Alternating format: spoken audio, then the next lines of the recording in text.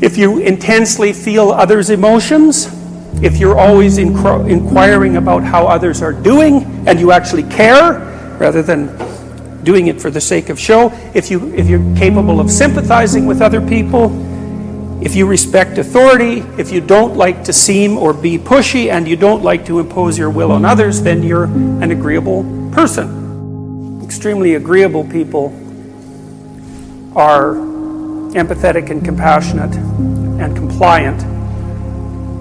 But the downside of that is that they are not that good at standing up for themselves, and so they're often manipulated and pushed around. For example, they're not as good at negotiating for their own salaries. If you ask a disagreeable person what he wants, say, or she wants, they'll tell you right away. They know. It's like, this is what I want and this is how I'm going to get it. But agreeable people, especially if they're really agreeable, are so agreeable that they often don't even know what they want, because they're so accustomed to living for other people and to finding out what other people want and to trying to make them comfortable and so forth, that it's harder for them to find a sense of their own desires as they move through life. And that's not, look, there's situations where that's advantageous, but it's certainly not advantageous if you're going to try to forge yourself a career. That just doesn't work at all. One of the things you have to be careful of if you're agreeable is not to be exploited, because you'll line up to be exploited. And I think the reason for that is because you're wired to be exploited by infants. And so that just doesn't work so well in that actual world. And one of the things that happens very often in psychotherapy, people come to psychotherapy for multiple reasons, but one of them is they often come because they're too agreeable. And so what they get is so-called assertiveness training, although it's not exactly assertiveness that's being trained. What it is the ability to learn how to negotiate on your own behalf.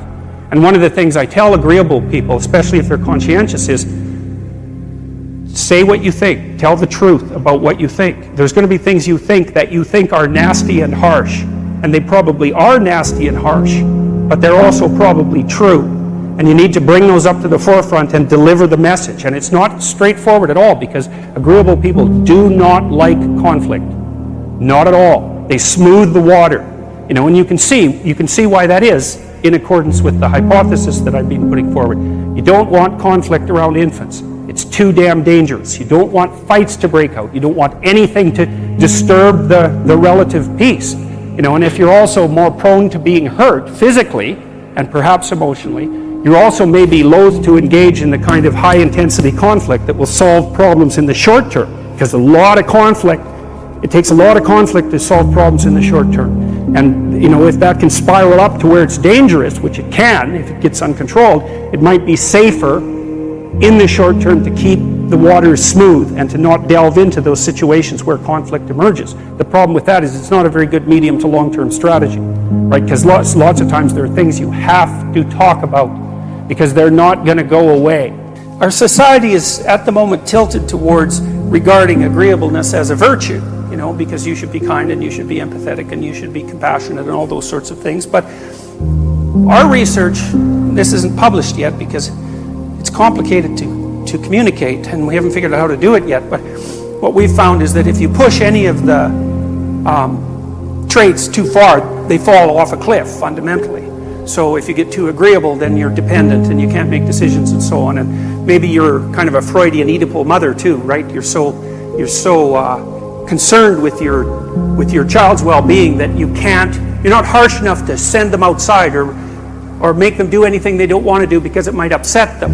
And so that's not so good. And then if you're too disagreeable, well, I already said what that was like. If you take antisocial people who are in prison, they're aggressive and violent, and the criminal types, and they're predatory, are low in agreeableness. So you can see how that's a bad thing. But then in the middle range, it gets more complicated, because then agreeableness, where you're located on the normal distribution, how good that is depends to some degree on what it is that you are going to do. So one of the ways to think about how to maximize your success in life is to attempt to match your personality to the environment. One of the things that determines how much money you make is how willing you are to say no. Right? Because if you're negotiating with someone, then the only thing you have at your back is your ability to say no and to push it, or even to ask for a raise. And pushy people are much more likely to ask for a raise, and of course those who ask for a raise are much more likely to get it. So the guys who are hard to get along with, because most of the people who are hard to get along with are guys, are more likely to be paid more. They're more likely to ascend the corporate ladder. They're more likely to be close to the CEO in terms of proximity. And they're even more likely to be rated as employable. It's funny, because you'd think that, if you're agreeable and easy to get along with and all that, that people would be more likely to rate you as a suitable employee, but that isn't right. That's the opposite seems to happen. So let's say that we're going to play repeated trading games. And if you're very agreeable, then you're going to bargain harder on my behalf than you're going to bargain on your own behalf. Whereas if you're very disagreeable, you're going to do the reverse. You're going to think, I'm in this trading game for me, and you are going to take care of your own interests, where an agreeable person is going to say, no, at best, at worst, this has to be 50-50, but I'd like to help you every way I can. And my experience clinically has been that agreeable people, the consequence of their compliance is that they tend to be resentful. Because just because you're agreeable and compliant doesn't mean that at some level of your psyche, you're not interested in a fair deal. And if you're not particularly good at negotiating for yourself, especially in the presence of disagreeable or antagonistic people, then you're going to be left with the short end of the stick. I think the typical complaint of someone who's very agreeable is, I do so much for other people and they seem to do so little for me. And so if you feel that way, there's a reasonable probability that you're agreeable. There's some probability that you're too agreeable, and maybe you should stop being so easy to get along with. It's like, okay, so what do you do about that? Maybe you can wake the circuit up, if you think that it's lying dormant in you, which is probably right. I think we have a very wide range of propensities within us. Some are switched on, genetic propensities. Some are switched on, but I think that if you put yourself in the right situation or walk yourself through the right exercises, you can switch some of these other things on as well. But it takes work and dedication and discipline. I would say, generally speaking, if you want to adapt yourself properly to life, you should find a niche in the environment that corresponds with your temperament. Right? You shouldn't work at cross purposes to your temperament because it's just too damn difficult. But having done that, then you should work on developing the skills and viewpoints that exist in the space opposite to your personality, because that's where you're fundamentally underdeveloped. And that way I think you can extend out your temperamental capability across a wider range. And to me, that's roughly equivalent as bringing a richer toolkit to each situation.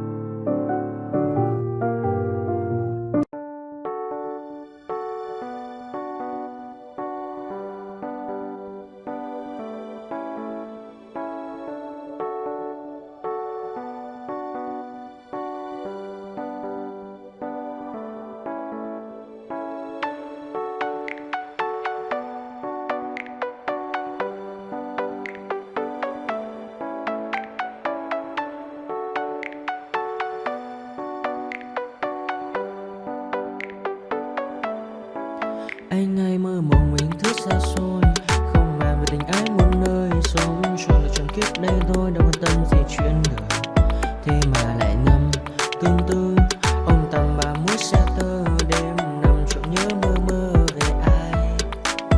Thì ra anh yêu rồi, từ ánh mắt nụ cười, từ đôi môi gọi mưa sao xuyến lòng anh.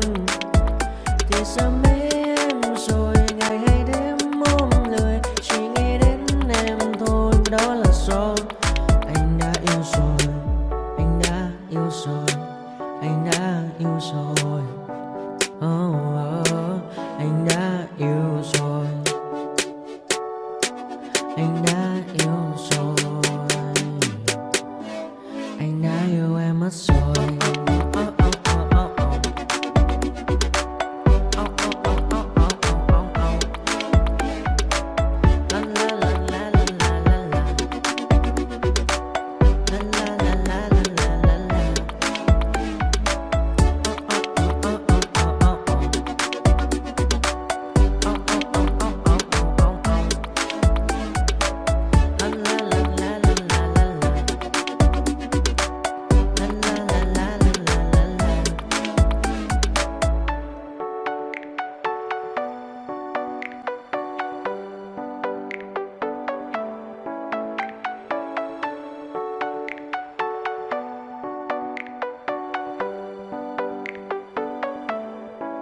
Anh hay mơ mộng mình thức xa xôi, không màng về tình ái muôn nơi. Sống cho là trọn kiếp đây thôi, đâu quan tâm gì chuyện